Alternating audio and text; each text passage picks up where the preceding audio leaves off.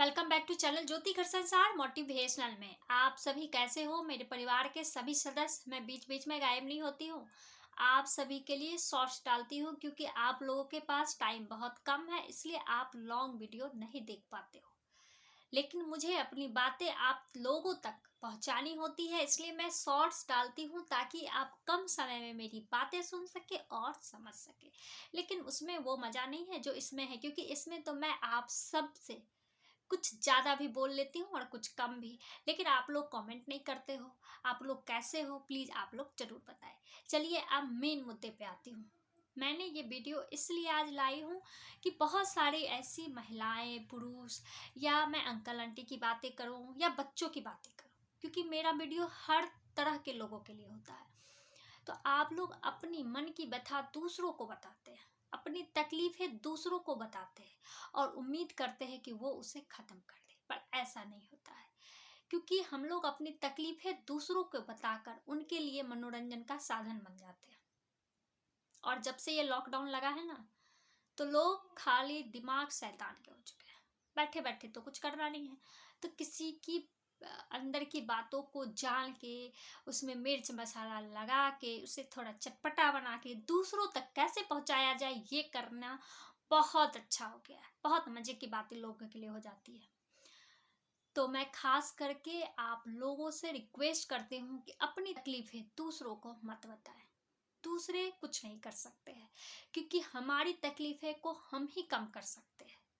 और तकलीफ होने से पहले ही उसे ख़त्म कर दिया जाए तो ज़्यादा अच्छा है। लेकिन कुछ तकलीफ़ें ऐसी होती है जिसे हम ना बोल सकते हैं, ना कुछ कर सकते हैं, और वो बढ़ जाती है। तो कोई बात नहीं, वो समय रहते ख़त्म भी हो जाती है। और जो तकलीफ़ें अगर हम अपने सीने में दबाए हुए रहते हैं, तो वो आग की तरह धधकती रहती है। और हो सकता है कुछ बातें ऐसी भी होती है जिसे हम समय रहते तो समझ नहीं सकते हैं, जब समय पूरा होता है तभी समझ में आता है। तो कोई बात अगर हमारे मन में है, कुछ बातें चुभ रही है, तो उस बातों को अपने मन से निकालने के लिए आप कुछ अच्छा कर जाओ, सफल बन जाओ, तो खुद आपके बारे में बोलने वाले चुप हो जाएंगे। और सफल होना तो हमारे हाथ में है, क्योंकि मेहनत तो हम ही करेंगे तभी तो सफल होंगे। हम लोग के अलावा कोई और मेहनत करके तो हमें सफल नहीं बना सकता ना। तो अपनी मेहनत को बहुत ज़्यादा उड़ान भरने दीजिए, ताकि आप सफल हो सको। और मैं एक चीज़ और बताती हूँ, आप अपनी दुख तकलीफें दूसरों को बता देते हैं, उससे क्या होता है? कम हो जाती है? नहीं कम होती है। हाँ, ये होता ज़रूर है, लोग कहते हैं कि बताने से मन हल्का होता है। तो किसको बताया जाए?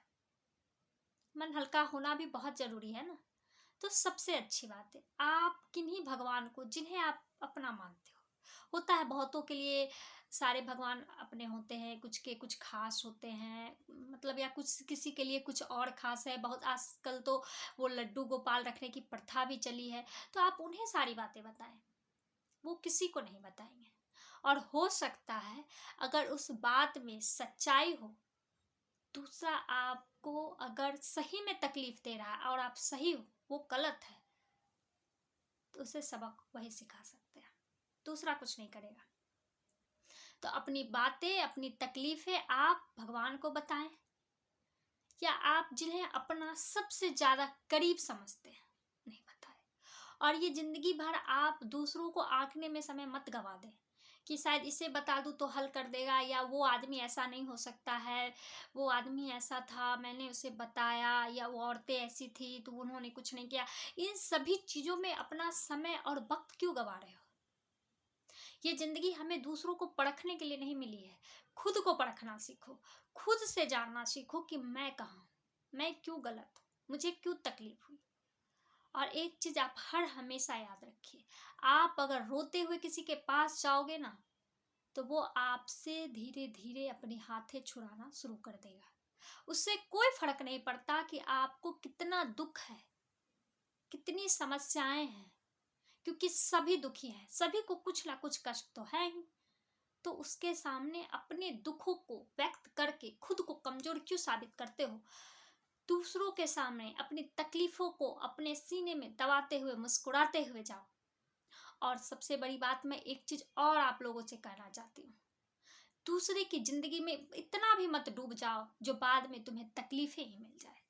अपने लिए समय निकालो, बच्चों के लिए समय निकालो।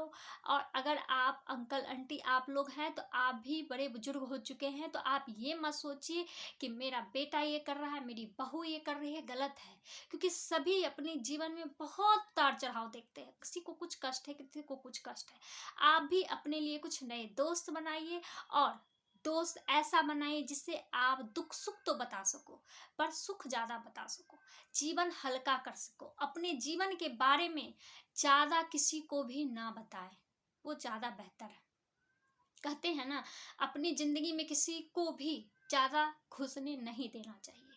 क्योंकि होता क्या है, हम लोग ना समझ है, कितनी भी उम्र क्यों ना हो जाए, लेकिन ना समझी तो साथ चलती है ना, क्योंकि यही तो बचपना है। हम लोग कोई भी चीजें थोड़ी देर से समझते हैं। बहुत ऐसे होंगे जो परिपक्व होंगे, लेकिन बुरा तो सभी को लगता है। तो उन सभी चीज़ों को समय रहते समझने के लिए हमें उसे कुछ देर के लिए ऐसे छोड़ देना चाहिए। कभी कभी गलत फहमी भी हो जाती है, तो उस गलत फहमी को दूर तो हम खुद करेंगे ना, दूसरा नहीं करेगा, दूसरा सुनेगा। कभी कभी ऐसा भी होता है कि हम जिसके बारे में कुछ बुरा भला कह रहते हैं, वही चीज बाद में सही हो जाता है, लेकिन हम जिसको बताए हुए रहते हैं वो मेरा मजाक उड़ाता है। अरे कल तक तो तुमसे बहुत गाली दे रहे थे, आज तो उसी के साथ घूम रहे हो। तो ये तो अपनी हिंसा हुई ना। इसीलिए अपनी बातें आप किसी से ना करें तो ज़्यादा बेहतर है। तो ये वीडियो मेरा ज़रूर सुने और समझे मैं बोलना क्या चाहती हूँ, और इसमें कितनी सच्चाई है ये भी ज़रूर बताएं। चलिए, मेरी बातें अच्छी लग रही हो तो प्लीज़ लाइक करें, शेयर करें और सब्सक्राइब करें। और कमेंट बॉक्स में अगर आप कुछ भी नहीं लिख सकते हो तो जय माता दी ज़रूर लिखें। चलिए, थैंक यू।